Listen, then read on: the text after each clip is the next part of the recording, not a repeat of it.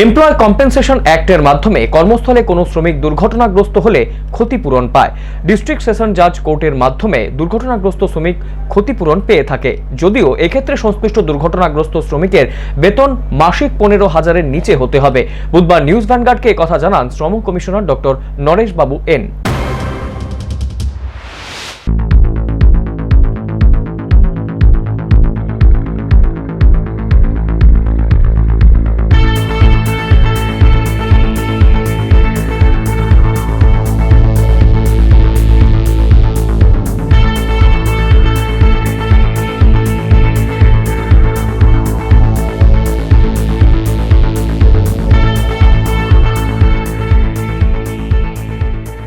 বিগত মাসের 23 তারিখ উদয়পুর সোনামুড়া চৌমুহনী এলাকায় জলের ট্যাঙ্ক পরিষ্কার করতে গিয়ে অকালে মৃত্যুর কোলে ঝুলে পড়ে দুই শ্রমিক। এই মর্মান্তিক দুর্ঘটনায় সপ্তাহকাল পরেই শান্তিরবাজার মহকুমার বগাফা ব্লক এলাকায় বৈদ্যুতিক টাওয়ারের বেস পয়েন্টের নির্মাণ করতে গিয়ে মাটি ধসে মৃত্যু হয় অপর এক শ্রমিকের।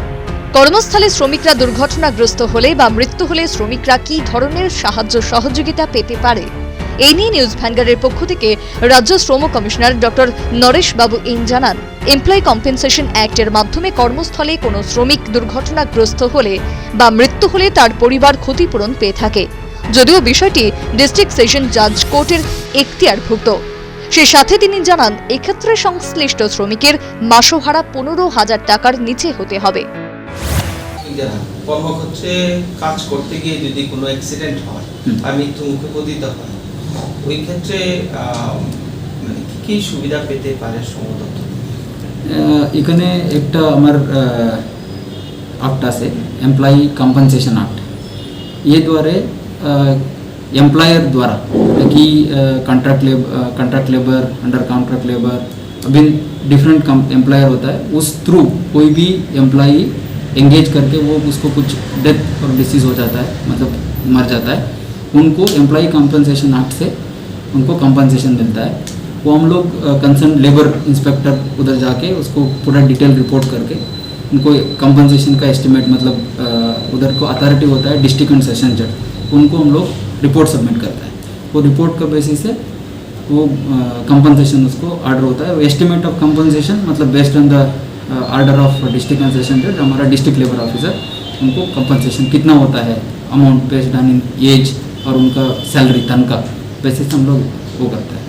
कोई भी वर्कर उसको 15,000 का नीचे उनको तनख्वाह मिलता है, उनको एम्प्लॉई कॉम्पनसेशन एक्ट से एक और।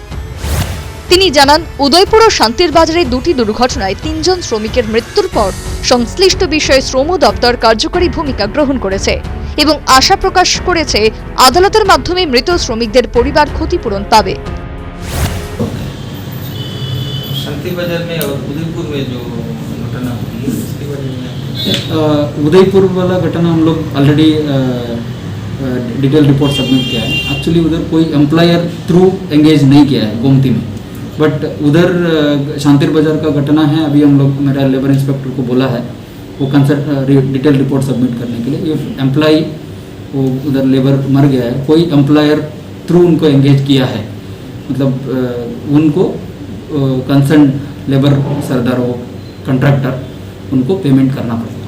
हम लोग उसको कंसर्न डिस्ट्रिक्ट जज का रिपोर्ट सबमिट करेंगे और कंपनसेशन करके वो एस्टिमेट करके कंसर्न कॉन्ट्रैक्टर उनको कंपन। শ্রমিকদের কাজ করার ক্ষেত্রে বীমা বাধ্যতামূলক কিনা, এই প্রশ্নের উত্তরে শ্রম কমিশনার জানান, প্রাইম মিনিস্টার মূলধন যোজনা অসংগঠিত শ্রমিক সহায় প্রকল্প রয়েছে শ্রমিকদের জন্য এবং সংগঠিত শ্রমিকদের জন্য রয়েছে ইএসআই। সেখানে যারা কাজ করছেন তাদের কি বিভিন্ন সে সমস্ত লেবারদের কি ইন্স্যুরেন্স বাধ্যতামূলক? इंश्योरेंस এটা তো আমি বলে দিয়েছি। इंश्योरेंस प्राइम मिनिस्टर मनधन योजना আছে, और একটা আমার असंगठित श्रमिक सहायक प्रकल्प और একটা ওটাই সেম इंश्योरेंस। একটা আছে অর্গানাইজড ওয়ার্কার জন্য ইএসআইসি আছে और ইপিএফ আছে। এটা ইএসআইসি এটা আমার স্টেটে আমি ইমপ্লিমেন্ট করতেছি, স্টেট ইন্স্যুরেন্স স্কিম। এটা অর্গানাইজড ওয়ার্কার জন্য, मतलब दोज वर এটা সাবস্ক্রাইবার এটা उनको पूरा मेडिकल बेनिफिट और डेथ डिसीज बेनिफिट এটা ইএসআইসি কভার করে। वो दोज वर मोर देन 15,000 वो ऑर्गेनाइज्ड वर्कर हिसाब से কাজ করতেছে ওনারা ইএসআইসি সে কভার এটা ইন্স্যুরেন্স স্কিম আছে এটা নরমালি এটা সবই কন্ট্রাক্টর এটা ওনার দায়িত্ব আছে এটা টোটাল এমপ্লয়ি ওনারা আন্ডারে কাজ করতেছে ওনারা সাবস্ক্রাইব ইএসআইসি সে সাবস্ক্রাইব এই বিষয়ে আইনজীবী রঘুনাথ মুখার্জি জানান, যদি কর্মস্থলে কোনো শ্রমিক কাজ করতে গিয়ে মারা যায় তাহলে মৃতের পরিবার ডিস্ট্রিক্ট অ্যান্ড সেশন জাজ কোর্টে মামলা করতে পারবে।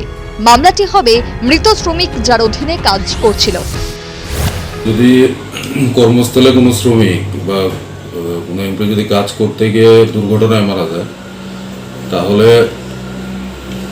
ওয়ার্কসম্যান কম্পেনসেশন অ্যাক্ট অনুযায়ী সে ক্ষতিপূরণের মামলা করতে পারবে। ইয়েতে লেবার কোর্টে মামলাটা হয়, লেবার কোর্ট মানে আমাদের ডেজিগনেটেড কোর্ট হলো ডিস্ট্রিক্ট অ্যান্ড সেশন জাজ।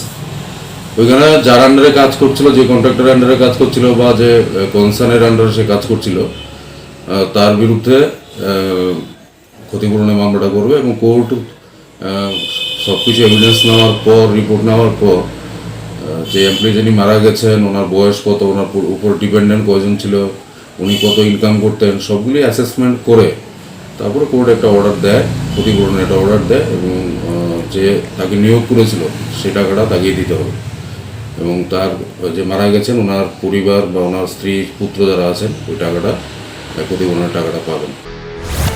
বিশেষজ্ঞ মহলের মতে অধিকাংশ শ্রমিকরা নিজেদের অধিকার সম্পর্কে তেমন সচেতন নয়, ফলে সরকারিভাবে যে সমস্ত বীমা যোজনা রয়েছে তা থেকে অনেকেই সুবিধা নিতে পারছেন না। যদিও রাজ্য শ্রম কমিশনারের দাবি সংশ্লিষ্ট বিষয়ে শ্রম দপ্তর নিবিড় কর্মসূচি জারি রেখেছে, তবে বিগত কয়েক মাস করোনা পরিস্থিতি শ্রম দপ্তরের এই নিবিড় কর্মসূচিতে প্রতিবন্ধকতা সৃষ্টি করেছে। তবে আর যাই হোক, সরকারের বিভিন্ন বীমা প্রকল্পে অনেক শ্রমিকই আওতাভুক্ত হয়নি তা বলাই বাহুল্য। Bureau report, news vanguard.